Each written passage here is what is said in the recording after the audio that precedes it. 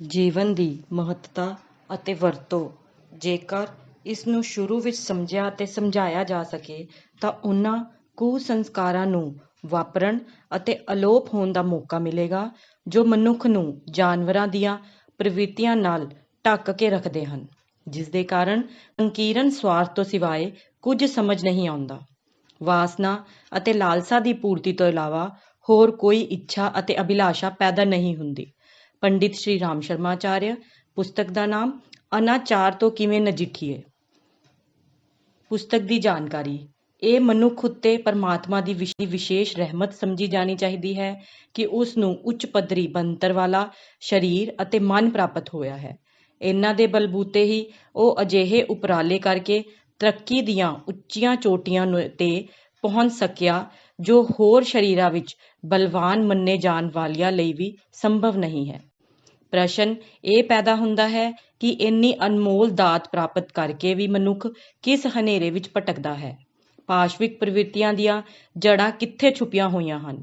ਇਸ ਕੁਚਕਰ ਵਿੱਚੋਂ ਨਿਕਲਣ ਵਿੱਚ ਸਾਡੀ ਕੌਣ ਭਾਗੀਦਾਰੀ ਹੈ।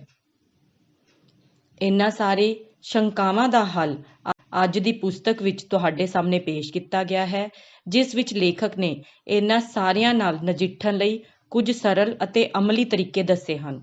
ਉਹਨਾਂ ਦਾ ਕਹਿਣਾ ਹੈ ਕਿ ਅਨੈਤਿਕਤਾ ਕੋਈ ਚਮਤਕਾਰ ਨਹੀਂ ਹੈ ਜੋ ਇੱਕ ਦਿਨ ਵਿੱਚ ਖਤਮ ਹੋ ਜਾਵੇ ਅਤੇ ਨਾ ਹੀ ਇਸ ਦੀ ਜ਼ਿੰਮੇਵਾਰੀ ਕਿਸੇ ਇੱਕ ਵਿਸ਼ੇਸ਼ ਵਰਗ ਤੇ ਪਾਈ ਜਾ ਸਕਦੀ ਹੈ। ਇਸ ਨੂੰ ਖਤਮ ਕਰਨ ਲਈ ਵੀ ਉਸੇ ਤਰ੍ਹਾਂ ਦੇ ਉਪਰਾਲੇ ਦੀ ਲੋੜ ਹੈ ਜਿਸ ਤਰ੍ਹਾਂ ਇੱਕ ਬੀਜ ਨੂੰ ਵੱਡਾ ਛਾਂਦਾਰ ਰੁੱਖ ਬਣਾਇਆ ਜਾਂਦਾ ਹੈ ਅਤੇ ਹਰ ਕੋਈ ਜੋ ਇਸ ਸੁੰਦਰ ਅਤੇ ਸੁਰੱਖਿਅਤ ਵਿਸ਼ੇ ਦਾ ਸੁਪਨਾ ਵੇਖਦਾ ਹੈ ਉਸ ਨੂੰ ਆਪਣੇ ਅਤੇ ਆਪਣੇ ਆਲੇ ਦੁਆਲੇ ਬਾਰੇ ਸੁਚੇਤ ਅਤੇ ਸਾਵਧਾਨ ਰਹਿਣ ਦੀ ਲੋੜ ਹੈ। ਪੁਸਤਕ ਦੇ ਕੁਝ ਅੰਸ਼।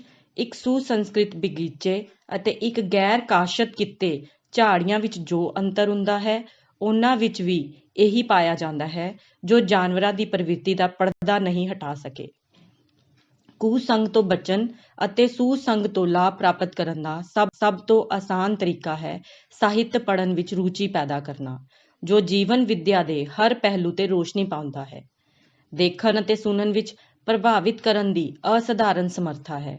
ਉਸ ਤੱਥ ਨੂੰ ਸਮਝਦੇ ਹੋਏ ਉਹੀ ਦੇਖਿਆ ਜਾਣਾ ਚਾਹੀਦਾ ਹੈ ਜੋ ਲਾਭਦਾਇਕ ਹੈ। ਸਿਰਫ ਉਹੀ ਸੁਣਿਆ ਜਾਣਾ ਚਾਹੀਦਾ ਹੈ ਜੋ ਚੰਗੇ ਵਿਚਾਰ ਬੀਜਣ ਅਤੇ ਪੈਦਾ ਕਰਨ ਵਿੱਚ ਸਹਾਇਕ ਹੈ। ਪਿਛਲੇ ਜਨਮਾਂ ਦੇ ਸੰਚਿਤ ਜਾਨਵਰਾਂ ਦੀ ਪ੍ਰਵਿਰਤੀ ਅਤੇ ਵਾਤਾਵਰਣ ਦਾ ਪ੍ਰਭਾਵ ਵੀ ਹੇਠਾਂ ਡਿੱਗਣ ਵਿੱਚ ਮਦਦ ਕਰਦਾ ਹੈ। ਮਨੁੱਖ ਦੀ ਆਪਣੀ ਮੌਲਿਕ ਸੋਚ, ਚਿੰਤਨ ਅਤੇ ਦ੍ਰਿਸ਼ਟੀਕੋਣ ਆਦਰਸ਼ਵਾਦੀ ਪੱਧਰ ਤੇ ਯਤਨਾਂ ਨਾਲ ਹੀ ਬਣਦੇ ਹਨ। ਜਨਮਜਾਤ ਸੁਸੰਸਕਾਰ ਲੈ ਕੇ ਕੋਈ ਵਿਰਲਾ ਹੀ ਪੈਦਾ ਹੁੰਦਾ ਹੈ। ਰੋਸ਼ਨੀ ਦੀ ਅਣਹੋਂਦ ਦਾ ਨਾਂ ਹਨੇਰਾ ਹੈ। ਜਿੱਥੇ ਸ਼ਾਲੀਨਤਾ ਦੇ ਸਿੱਖਿਆ ਦੀ ਘਾਟ ਸੀ, ਜਿੱਥੇ ਨੀਤੀ ਨੂੰ ਸੁਭਾਅ ਦਾ ਹਿੱਸਾ ਬਣਾਉਣ ਦੀ ਘਾਟ ਸੀ, ਸਮਝਣਾ ਚਾਹੀਦਾ ਹੈ ਕਿ ਉੱਥੇ ਦੁਸ਼ਟਤਾ ਅਤੇ ਬੁਰਾਈ ਵਧੀ ਹੈ। ਸੱਚੇ ਪੈਰੋਕਾਰ ਅਤੇ ਨਿਰਪੱਖ ਲੋਕਾਂ ਨੂੰ ਸਮੇਂ-ਸਮੇਂ ਤੇ ਦੂਜਿਆਂ ਦੀ ਵੀ ਮਦਦ ਮਿਲੀ ਹੈ। ਇਤਿਹਾਸ ਇਸ ਗੱਲ ਦਾ ਗਵਾਹ ਹੈ। ਜੇਕਰ ਇਹ ਨਾ ਹੋਇਆ ਹੁੰਦਾ ਤਾਂ ਬਦਮਾਸ਼ਾਂ ਦੀ ਵੱਡੀ ਬਹੁਗਿਣਤੀ ਇਸ ਸੰਸਾਰ ਵੀ ਸਾਰੀ ਸ਼ਾਲੀਨਤਾ ਨੂੰ ਖਾ ਗਈ ਹੁੰਦੀ। ਪੁਸਤਕ ਦੇ ਕੁਝ ਬਿੰਦੂ। ਬੁਰਾਈਆਂ ਦੀ ਜੜ੍ਹਾਂ ਕਿਵੇਂ ਵੱਢੀਏ। ਅਨਾਚਾਰ ਦੇ ਜ਼ਹਿਰੀਲੇ ਰੁੱਖ ਨੂੰ ਉਗਦੇ ਹੀ ਕੱਟ ਦਿਓ। ਦੁਸ਼ਪ੍ਰਵਿਰਤੀਆਂ ਇਸ ਪ੍ਰਕਾਰ ਪੈਦਾ ਹੁੰਦੀ ਹੈ। ਸਮਾਂ ਤੋਂ ਪਹਿਲੇ ਰੋਕਥਾਮ। ਵਿਰੋਧ ਲਾਜ਼ਮੀ ਰੂਪ ਤੇ ਜ਼ਰੂਰੀ। ਰੋਕਥਾਮ ਵੀ ਅਤੇ ਵਿਰੋਧ